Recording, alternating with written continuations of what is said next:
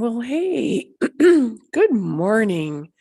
Today, I want to ask you if you've ever had a burning desire to manifest something in your life. And what if you could access the Akashic Records and align your energy with your desires and manifest what you wanted? Today, I'm going to talk to you about the Akashic Records and how we can access them and the importance of them, maybe what they are. How about that? My name is Amirah Hall. I'm a psychic medium. I'm a manifesting mentor. I'm a quantum energy healer, and I'm here to help transform your pain or blocks in your life into creating what you desire and manifesting them in reality.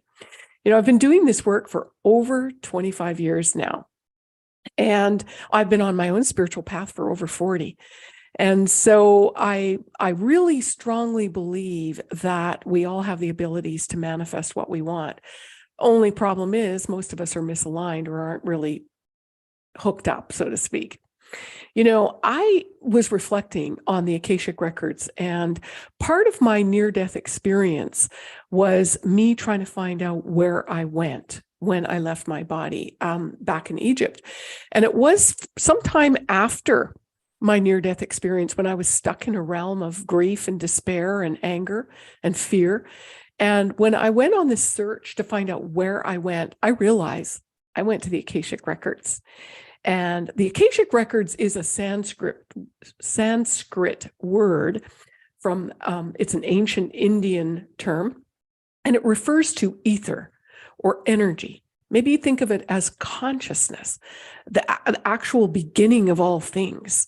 And when we tap into the Akasha, it's like a cloud, or we're offsite storage. Let's think of it like that. And all our thoughts, all our feelings, all of our actions and our experiences are stored in this cloud, so to speak. And so those experiences are imprinting or acting or bouncing back what we put out there. Sometimes it's energy from a past life that's stored. And I talked about this yesterday in my live, how past lives can influence us. And when that energy is overlaying in our energy field, it literally impacts us, and we begin creating sort of ditto or matching pictures. Pardon me. Somebody's energy is coming through here. That's interesting. Let's see what comes through here. So, it also impacts what I'm noticing right now is the Akasha is just wide open and triggering a response within humanity as we're waking up to our spiritual abilities. It's almost like somebody cracked the egg and we're like coming into seeing the light, so to speak. If you've ever had a glimpse of your intuition or a psychic ability come forward, maybe you wanted to develop those gifts. Well, I subscribe to the theory that, and this was the journey that I took, is when I started to clear and take responsibility for my energy, my thoughts, what I'm putting out into the world. Well, that includes the unconscious thoughts, right? Because many of us are unknowingly putting these vibes out there, and we're wondering why we're having these shitty experiences, right? Why things aren't working out for us. It's because our unconscious energies, or those fears, limiting beliefs, or ideas of the way the world works based on what we've been taught, what we've learned in our culture, in our experiences growing up. So all of that is sending vibes, frequency into the ethers, into the world, and that's why you're creating what you want. So what if we cleared the energy centers in the physical body that are literally connecting with your spiritual abilities, with your intuition, and the bigger version of who you are, way beyond your physical human self? What if we cleared those chakras to clear the path of not only clear communication, but changing the frequency in which you emit into the world? you would be able to change what you create and how you manifest in the world. The problem I'm seeing with a lot of teachers in the field of Akashic Records, it seems to be some elusive and really super special thing when people say, well, I want an Akashic Records reading. So what exactly does that do for us, right? Okay, we tap into the soul's information or into the cloud of where you've got stored information. So I can tell you when I give you a reading, basically, what's going on with your physical body, perhaps why you're experiencing these symptoms. But more importantly, let's change it. Let's change the frequency so we have a different experience, especially if we don't like it, right? And again, this ties into what I was speaking about yesterday in terms of past lives. What is the point of knowing what a past life is and whether it was super, special or whether it was a real struggle? What we want to do is clear that energy that's being stored in the physical body, whether it's in the chakras of this lifetime or whether it's bleeding into your energy field from another lifetime. So all of that is part of the Akashic Records. Most people don't realize that. And I call my training life mastery, but here's the deal. It's really truly stepping into the Akashic Records, because we start at one level and we start clearing the energy that then facilitates a higher level of connection, higher access to your spiritual abilities, maybe abilities you never knew you had, being able to access infinite wisdom. This speaker just microphone keeps jumping closer to me, or am I jumping into it? Yeah. I can see that you're exuberant for this information. So yes, the Akashic Records has knowledge. It has wisdom for our soul, taking the best path, making the best choices. But again, in the human body, in the physical form, this is a realm of free choice. So we are creating the future in the Akashic Records based on our frequency and our vibration here today.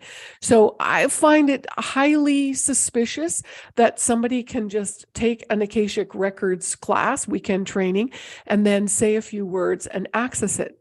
So here's the rub that I have with that, is that the more a practitioner or healer heals themselves on the journey, the deeper, more profound understanding and access to information they're going to have.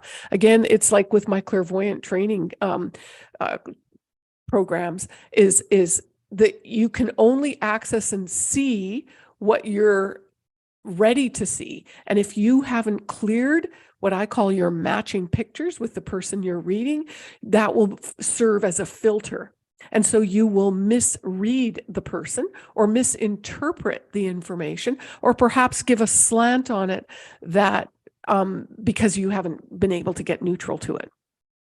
So all the work I do is designed to get neutral. When we can be at the most neutral, this is where the power of manifestation begins, is getting neutral not only to our desires, what we'd like to create in this experience, in this human body, but also getting neutral to what we're seeing in the world.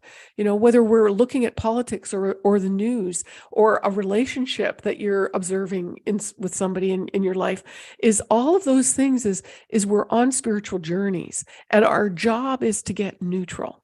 And I know, I'm guilty too. It's not that easy.